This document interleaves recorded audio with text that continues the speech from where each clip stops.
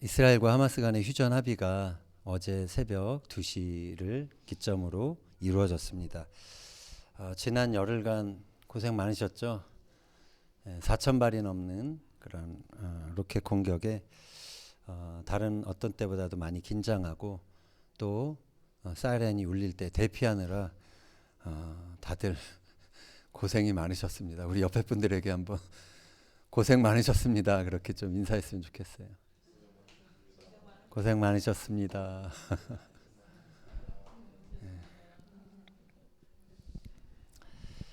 전쟁 이후에 가장 많이 생각했던 단어가 평화였습니다. 그런데 저에게 한 가지 의문이 생겼어요. 매일 아침 매일마다 샬롬을 인사말로 주고받는 이 이스라엘에 왜 이렇게 샬롬이 없을까?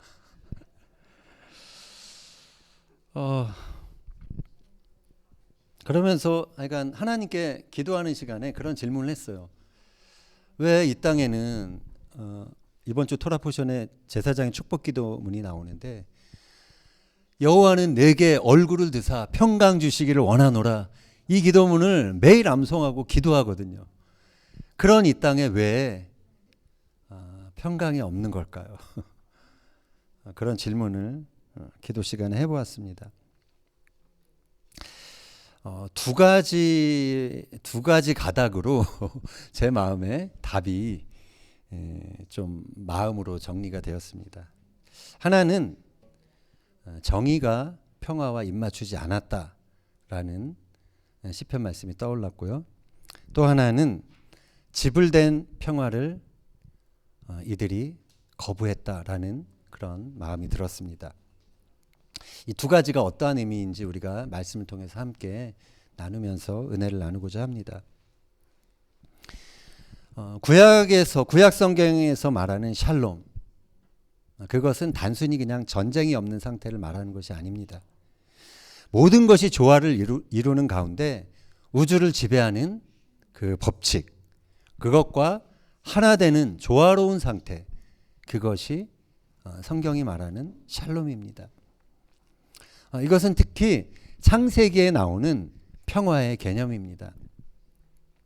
창조 이전의 세상은 혼돈과 공허로 가득했다라고 성경은 기록하고 있죠. 히브리어는 토후바 보후입니다. 혼돈과 공허. 토후는 혼돈, 빈 장소, 불모의 광야라는 뜻입니다. 보후는 공허, 폐허라는 뜻입니다. 하나님은 그러한 토후바 보후인 그러한 곳에 창조, 새로운 질서를 가져오셨죠. 그래서 평화로운 세상을 만드셨습니다. 각각의 생명체는 소중한 존재로 창조되었습니다. 그래서 전체가 유기적으로 어느 하나도 소중하지 않은 것이 없는, 모두가 그 창조의 조화 속에 기능하도록 그렇게 창조가 되었죠. 그 생명체 사이사이에 불일치가 없는 평화로운 세상이 만들어졌습니다. 자, 그런데 이 평화는 깨어집니다. 사단의 유혹과 인간의 범죄, 원죄로 인해서 그 평화가 깨어집니다. 그래서 그 이후에 평화는 너무나 쉽게 손상되고 깨어지고 파괴되고, 한번 파괴되면 좀처럼 회복하기 어려운 그런 개념이 되어버렸습니다. 평화가 깨어진 세상에서 사람들은 두 가지 차원에서 평화를 추구합니다. 하나는 팍스입니다. 팍스. 라틴어로 피스입니다. 팍스 로마나 할 때 팍스입니다. 다른 하나는 샬롬입니다. 팍스 로마나라는 말에서 우리가 알 수 있는 것처럼 그 평화는 제국주의, 힘과 권력에 의해서 쟁취되고 유지되는 그러한 평화를 말합니다. 그것은 공평과 정의에 기초한 것이 아닙니다. 힘과 군사력의 우위로 쟁취되고 유지되는 평화가 바로 팍스입니다. 로마 제국은 이 팍스 로마나를 위해서 엄청난 대가를 지불했습니다. 엄청난 폭력을 또 자행했습니다. 그 팍스라는 말에는 지불하다라는 뜻이 있더라고요. pay. 거기 팍스에서 영어 단어인 pay가 나왔다고 합니다. 팍스에서 라틴어 동사 파코가 나왔고요. 파코가 프랑스어로 되면서 파이에르가 페이로 바뀌었다라는 거예요. 근데 그 파코라는 말은 달래다라는 뜻, 안정시키다, 문제를 해결하다라는 뜻이에요. 그래서 페이라는 원래의 뜻은 돈을 지불하면서 문제를 해결하다라는 뜻입니다. 그런데 이제 나중에는 그냥 돈을 지불하다, 그냥 이 뜻으로 지금은 남았습니다. 이 팍스 로마나를 유지하기 위해서 지불된 것이 있습니다. 그것은 다름 아니라 힘없는 사람들의 피였습니다. 로마의 평화는 한마디로 피로 건설된 평화였습니다. 그러나 이 팍스 로마나는 200년이 못 돼서 채 200년이 못 된 채 끝나고 맙니다. 힘에 의해서 세워진 팍스는 또 다른 힘에 의해 무너져 내리고 만 것입니다. 자, 또 다른 평화인 샬롬은 성경에서 제시하고 있는 평화입니다. 샬롬은 사람이 만들어내는 것이 아닙니다. 하나님이 주시는 것입니다. 사람들이 하나님과 바른 관계에 있을 때, 그리고 사람들이 정의와 공의를 따르면서 사람들과 의의 관계에 있을 때 자연스럽게 하늘에서 주는 선물인 것입니다. 시편 85편 10절은 이것을 이렇게 표현합니다. 의와 화평이 입을 맞추었다. 정의와 샬롬이 입을 맞추었다라고 표현하고 있습니다. 자, 이 개념을 한번 잘 그냥 상상해 보세요. 정의와 화평이 어떻게 입을 맞출까?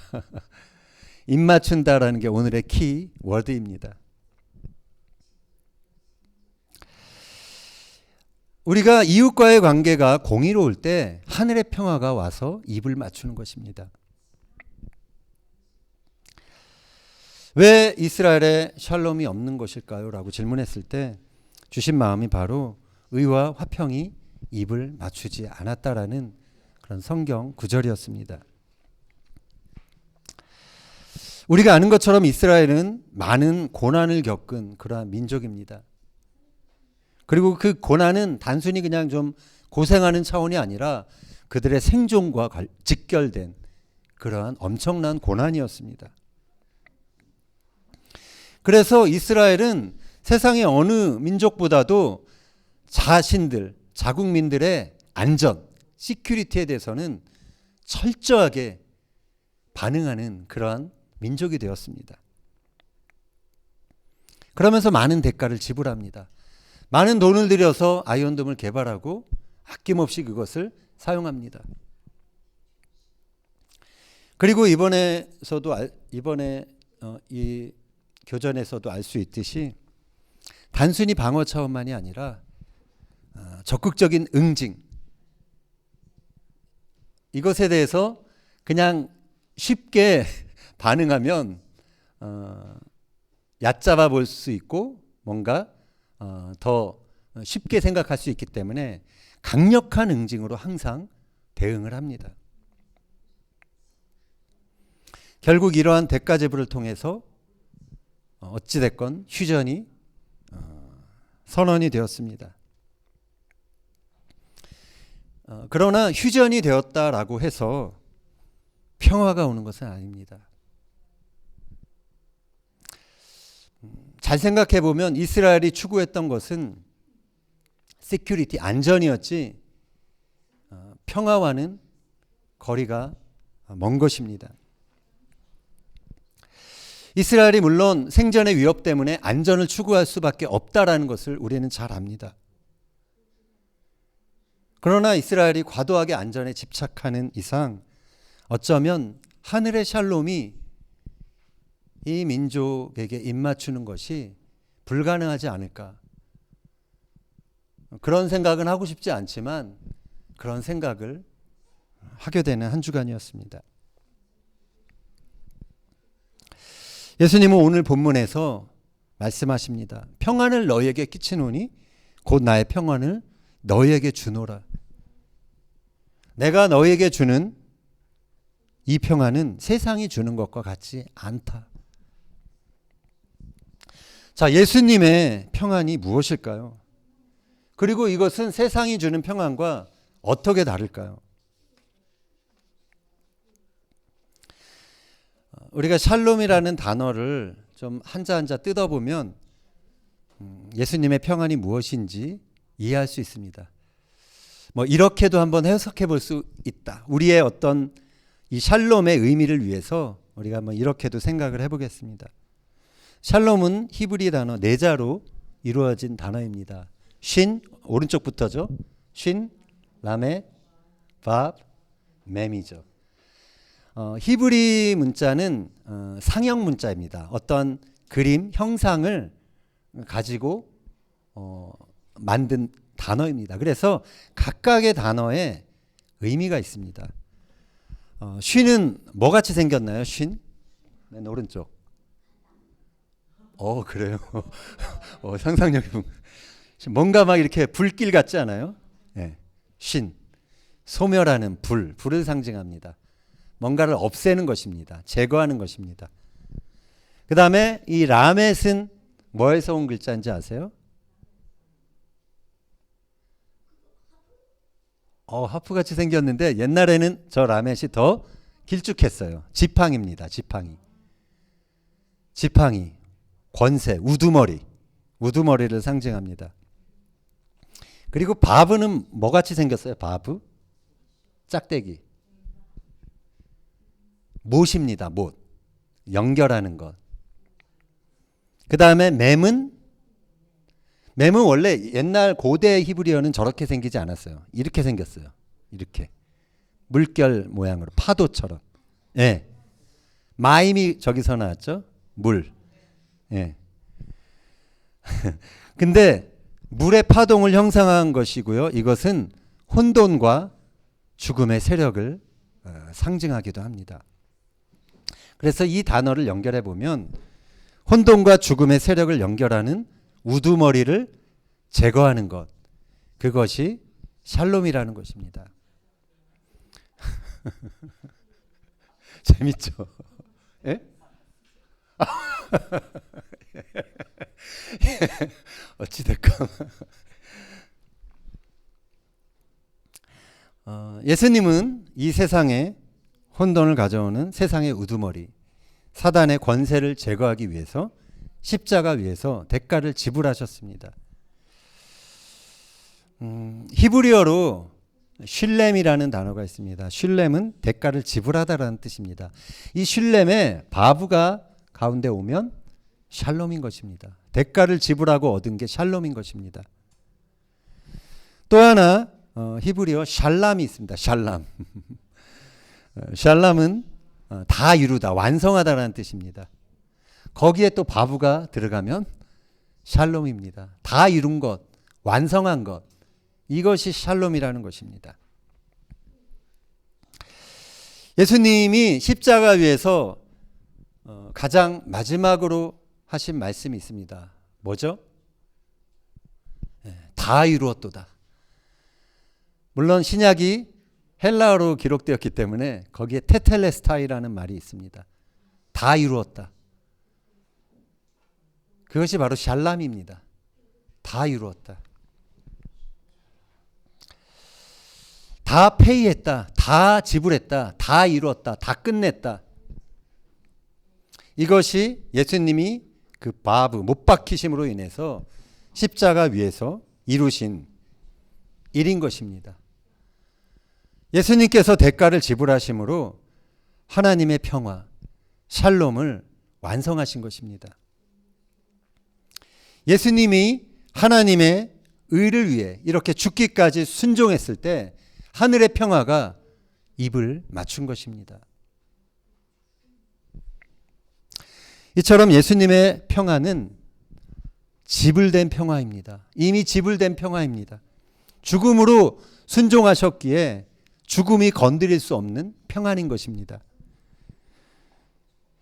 많은 사람들 안에 평안이 왜 깨지는가? 여러분 안에 평안이 왜 깨지는가? 한번 좀 돌아보세요. 언제 깨지는가? 염려가 많아질 때, 걱정이 될 때. 근데 그게 잘 그 밑바닥을 살펴보면 죽음에 대한 염려라는 것입니다. 내가 이걸 통해서 그냥 죽지는 않을까 하는 염려. 그것이 가장 근본적인 우리의 존재적인 평안이 깨지는 이유라는 것이죠. 가자지구에서 로켓이 날아왔을 때 이스라엘 사람들은 그들을 안전히 지켜주는 아이언돔, 그리고 이스라엘 군대의 그 강력한 대응 폭격에 환호를 했습니다. 그래서 다시 안전을 확보했죠.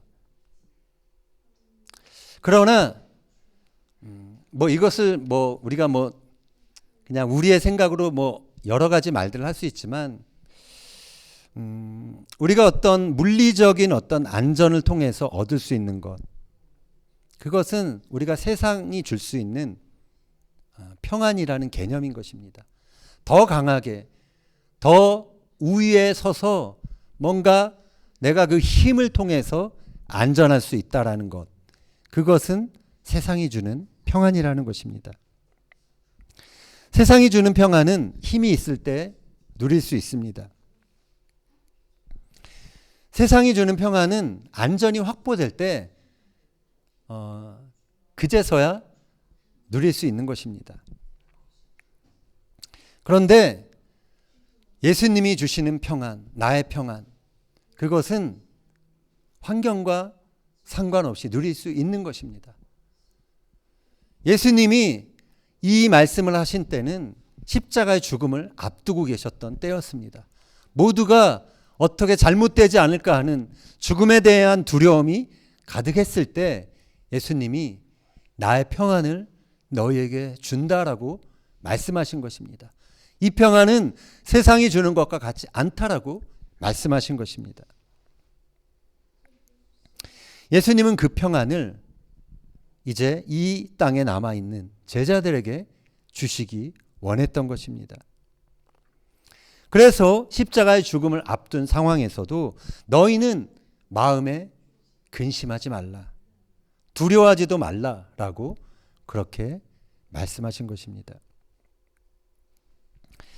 바울은 말합니다. 에베소서 2장 14절 같이 읽겠습니다. 그는 우리의 화평이신지라 둘로 하나를 만드사 원수된 것 곧 중간에 막힌 담을 자기 육체로 허시고 법조문으로 된 계명의 율법을 폐하셨으니 이는 이 둘로 자기 안에서 한 세 사람을 지어 화평하게 하시고 또 십자가로 이 둘을 한 몸으로 하나님과 화목하게 하려 하심이라. 원수된 것을 십자가로 소멸하시고 또 오셔서 먼 데 있는 너희에게 평안을 전하시고 가까운 데 있는 자들에게 평안을 전하셨으니. 아멘. 우리가 지난주에 살펴본 말씀입니다. 예수님은 한마디로 말해서 이 땅에, 이 세상에 깨어진 평화를 다시 회복하기 위해서 오신 평강의 왕이신 것입니다. 지금 이스라엘에 진정한 샬롬이 없는 것은 예수님께서 이미 십자가 위에서 이루신 그 지불된 평화, 그것을 이 민족이 거부하고 있기 때문이라는 생각이 들었습니다. 샬롬은 정치인들이 평화회담을 통해서 결코 얻을 수 없는 것입니다. 샬롬은 군사적인 우위를 통해서 결코 확보할 수 있는 개념이 아닙니다.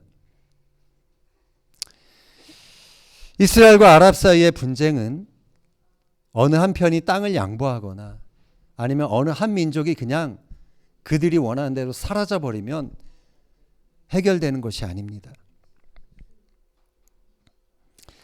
오직 예수님께서 이미 십자가에서 지불하신 평화가 이 사람들의 마음에 있을 때, 그것이 이 사람들이 믿음으로 받아들인다면 하늘의 평화가, 진정한 샬롬이 그들 마음속에서 먼저 이루어지는 것입니다. 그래서 샬롬은 하늘의 뜻이 땅 위에서 이루어질 때 그것이 임하게 되는 것입니다. 하늘의 뜻이 무엇일까요? 하나님이 원하시는 뜻이 무엇이었을까요? 그것은 우리가 좀 전에 읽은 그 말씀이 이루어지는 것입니다. 예수님이 십자가 죽음을 통해서 유대인과 이방인 사이에 있는 그 막힌 담을 허무는 것, 예수님의 희생을 통해서 그 모든 미움과 원수된 것을 무효화시키는 것, 그것이 하늘 아버지의 뜻이었던 것입니다. 그 뜻이 땅에서도, 우리의 마음속에서도 이루어져야 우리 안에 하나님이 주시는 샬롬이 임하게 되는 것입니다. 하나님은 인간의 노력으로 결코 이룰 수 없는 평화를 예수님의 희생을 통해 이루어지게 하셨습니다. 그래서 바울이 강조합니다. 로마서 1장 읽겠습니다. 그러므로 우리가 믿음으로 의롭다 하심을 받았으니 우리 주 예수 그리스도로 말미암아 하나님과 화평을 누리자. 우리가 화평을 누리기 위해서는 하나님과 먼저 화해해야 합니다. 하나님과의 관계에서 샬롬을 누리지 못하는 사람은 다른 사람들과의 관계에서도 샬롬을 누릴 수 없는 것입니다. 자신이 하나님 앞에서 정말 용서받은 자라는 그것에 감격할 수 있는 사람은 다른 사람의 죄, 다른 사람들의 허물을 용서할 수 있는 자가 되는 것입니다.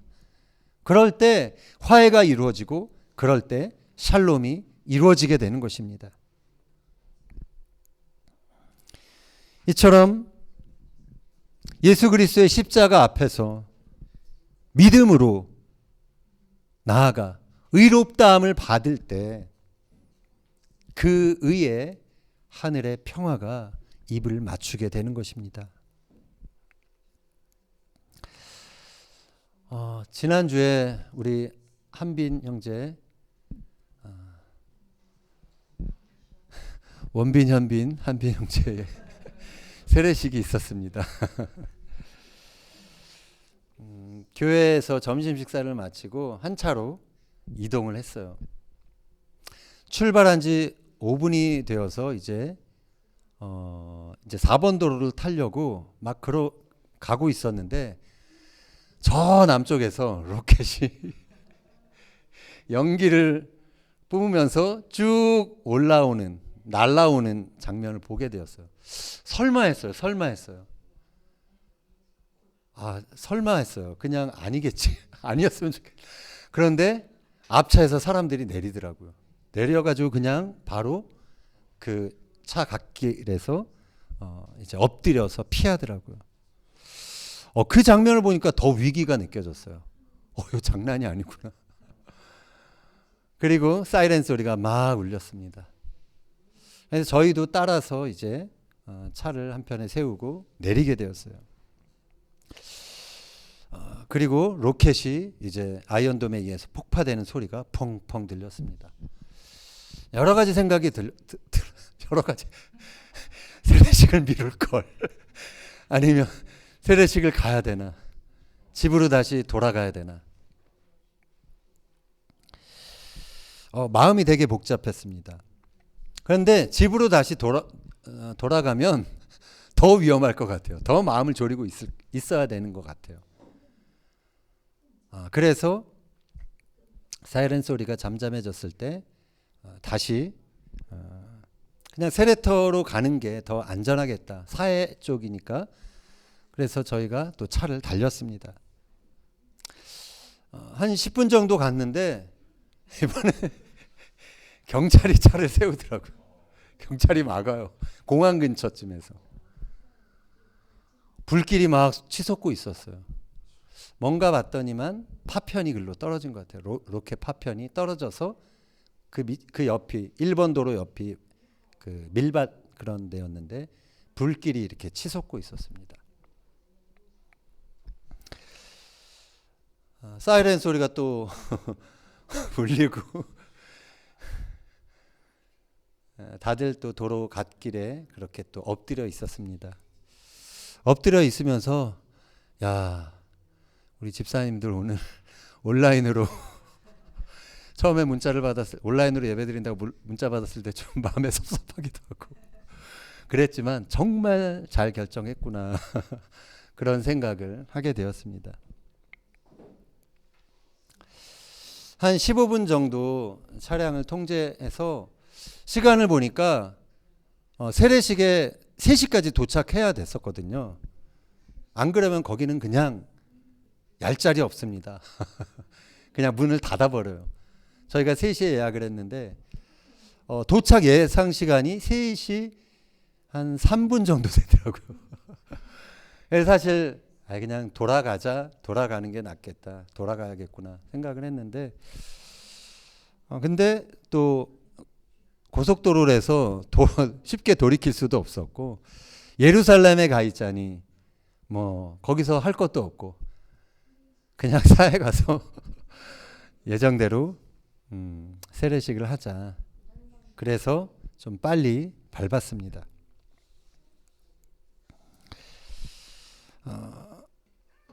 세례식을 그렇게 가면서 또 생각이 들었습니다. 한 교회에서 5분만 일찍 출발했어도 이런 꼴 저런 꼴 안 봤을 텐데, 이런 상황을 피할 수 있었을 텐데 왜 이러한 상황들을 다 겪어야 했을까?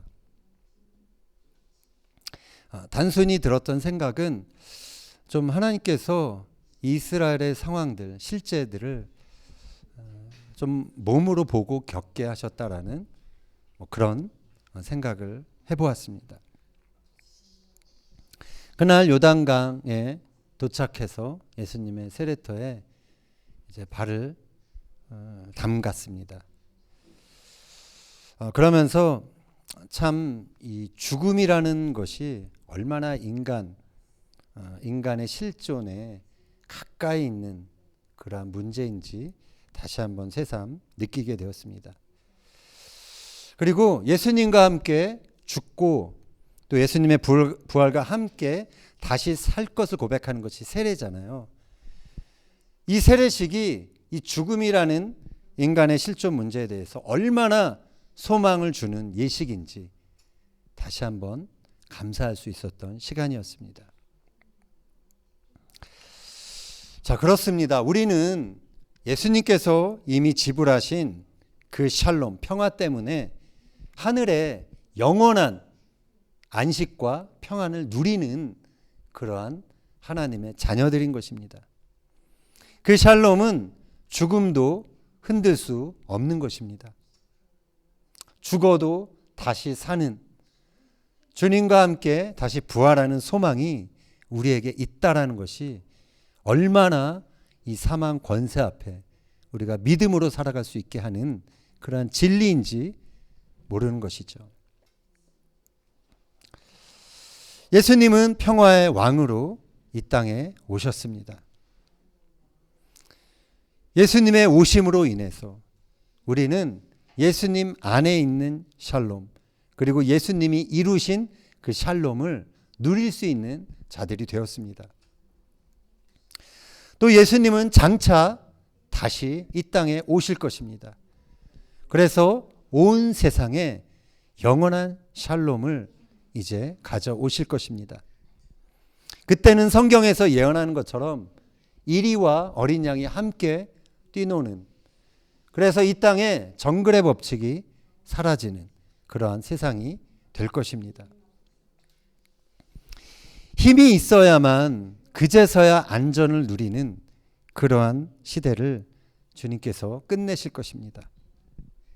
그때 평강이 강같이 흐르게 되고 다시는 사망이나 애통하는 것이나 곡하는 것이나 아픈 것이 다시 있지 않게 될 것입니다. 그러나 그날이 오기까지 우리는 쉽게 평화가 깨어지는 이 세상 가운데 살아가야 합니다. 어떻게 살아가야 할까요? 하나님의 그 샬롬을 먼저 누리고 그 샬롬을 전하는 자로 살아가야 하는 것입니다. 세상은 여전히 돈과 힘을 통해서 평안을 누리려 하고 있습니다. 더 높은 지위에 올라서 남들보다 더 많은 안전 장치, 안전지대 안에 살아가기를 그렇게 추구하고 있습니다. 그러나 하나님의 샬롬은 악을 버리고 악을 미워하고 의의 좁은 길을 가는 자에게 주어지는 것입니다. 세상은 약한 자의 피를 대가로 지불하면서 평안을 구축합니다. 그러나 하나님의 샬롬은 자기 희생과 십자가, 그 대가를 기꺼이 지불하는 사람들에게 하나님께서 허락하시는 선물인 것입니다. 예수님은 말씀하셨습니다. 마태복음 5장 9절 같이 읽겠습니다.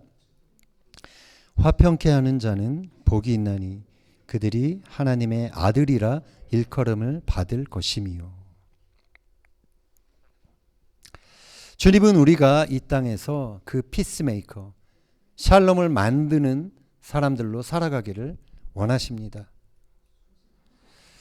세상이 주는 평화는 안전해 보일 수 있습니다. 그러나 안전한 것이 아닙니다. 왜냐하면 그것이 하나님의 공의와 멀리 떨어져 있기 때문에 그렇습니다. 바라기는 세상이 주는 평화, 세상이 추구하는 평화인 그 팍스가 아니라 예수님을 통해서 이미 지불된 평화인 그 샬롬을 우리 모두가 매일매일 이 땅에서 누리게 되기를 소망합니다. 그리고 그 샬롬을 전함으로 하나님의 아들이라 일컬음 받는 저와 여러분이 되기를 예수님의 이름으로 축원합니다.